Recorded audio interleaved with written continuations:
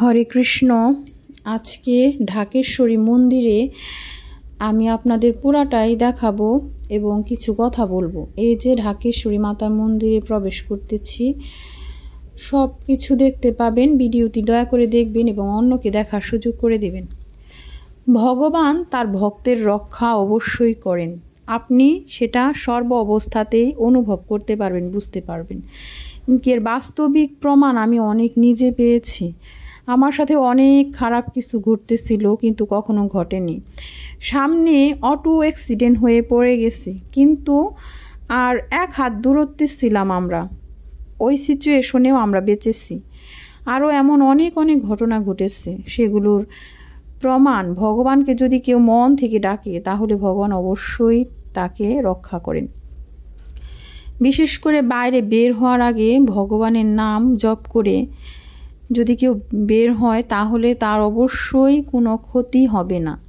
কিছুদিন আগে বিমান দুর্ঘটনা হলো, দেখলাম যে 242 জন যাত্রীর মধ্যে মাত্র একজন যাত্রী রমেশ কুমার মারা গিয়েছেন।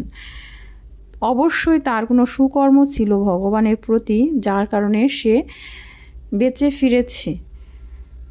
তো বাসা থেকে বের হওয়ার আগে আমি সনাতন ধর্ম অনুযায়ী বলতেছি, বাসা থেকে বের হওয়ার আগে অবশ্যই হনুমান চালিসাটা পাঠ করে বের হওয়াটা অতি আবশ্যক বলে আমি মনে করি। হনুমান চালিসার এত শক্তি, এত পাওয়ার, যেটা আমি নিজে বারবার প্রমাণ পেয়েছি।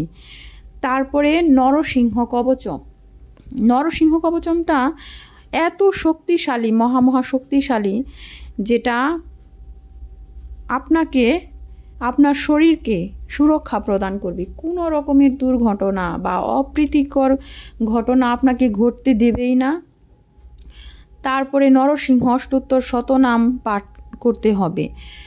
হনুমানজি হলেন ভগবান শিবের 11তম রুদ্র অবতার, অর্থাৎ স্বয়ং মহাদেবী হলেন হনুমানজি। স্বয়ং মহাদেবের 11তম প্রকাশ হলেন হনুমানজি। তো এই হনুমানজি কিন্তু সব সময় আমাদেরকে রক্ষা করতে থাকেন, আর হনুমানজি খুব অল্পতেই সন্তুষ্ট হন। কেউ যদি তাকে ভালোবেসে যদি ডাকে তাহলে তিনি অবশ্যই তাকে কৃপা করেন। বিশেষ করে আমাদের যেহেতু বাইরে যেতে হয়, বাসে উঠতে হয়, গাড়িতে উঠতে হয়, রাস্তা পার হতে হয়, নদীতে অনেক সময় যেতে হয়, নৌপথে চলাচল করতে হয়, বা বিভিন্ন রকমের জায়গায় যোগাযোগ করতেই হবে জীবন এবং জীবিকার তাগিদে। আপনি অবশ্যই হনুমান চালিসা পাঠ করে তারপরে আপনার দিনটা শুরু করবেন বা বাসা থেকে বের হবেন। দেখবেন যে আপনার কোনো ক্ষতি হবে না, গ্যারান্টি। আপনার পায়ের সামনে দিয়ে ক্ষতি হয়ে যাচ্ছে, কিন্তু আপনার গায়ে একটা ফুলের টুকাও লাগবে না। হনুমান চালিসা এত শক্তিশালী, মহাশক্তিশালী। আপনি হনুমানজিকে সরাসরি দেখতেছেন না, কিন্তু হনুমানজি আপনার উপর তার আশীর্বাদের হাত সদা সর্বদাই রেখে দিয়েছেন। আপনি সেটা অনুভব করতে পারবেন শুধু। হনুমানজি আমাদের সব সময় রক্ষা করতেছেন। তারপরে আসি নরসিংহ কবচম নিয়ে।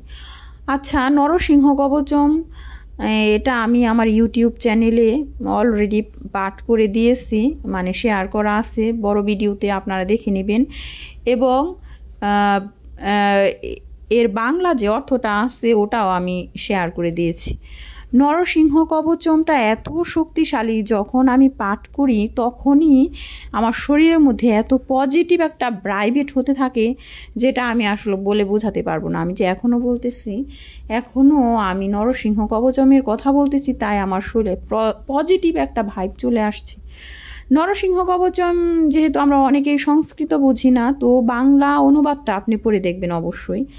বাংলা অনুবাদে কি বলা হয়েছে, ওখানে বিভিন্নভাবে বলা হয়েছে যে আমাকে রক্ষা করুন। ভগবান নরসিংহদেবের কাছে রক্ষার জন্য প্রার্থনা করা হয়েছে। আর ভগবান নরসিংহদেব ভগবান শ্রীকৃষ্ণের 4র্থ অবতার, তিনি সর্বদাই আমাদেরকে রক্ষা করে থাকেন, যে আমাকে সর্বদিক থেকে রক্ষা করুন। আরও অনেক সুন্দরভাবে বলা হয়েছে। তাই আমি অবশ্যই বলবো আপনারা প্রতিদিন হনুমান চালিসা এবং নরসিংহ কবচং নরসিংহ অষ্টোত্তর শতনাম পাঠ করবেন।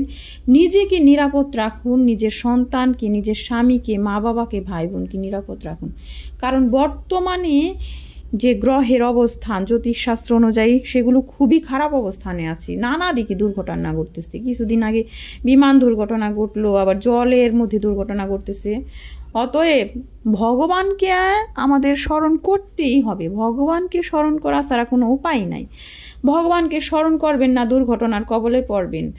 আপনার যদি বেঁচে থাকেন ওই দুর্ঘটনা কবলিত জীবন নিয়ে, জীবনটা দুর্দশাগ্রস্ত, আর মরে গেলে তো ভগবানের নামও নিতে পারবে না। তো যদি নিজেকে নিরাপদ রাখতে চান তাহলে অবশ্যই ভগবানকে স্মরণ করুন, যে নামেই ডাকুন না কেন। শিব শম্ভু নামে ডাকুন, কৃষ্ণ নামে ডাকুন, নরসিংহ নামে ডাকুন, হনুমান নামে ডাকুন, যে নামেই ডাকুন না কেন ভগবানকে আপনার স্মরণ করতেই হবে।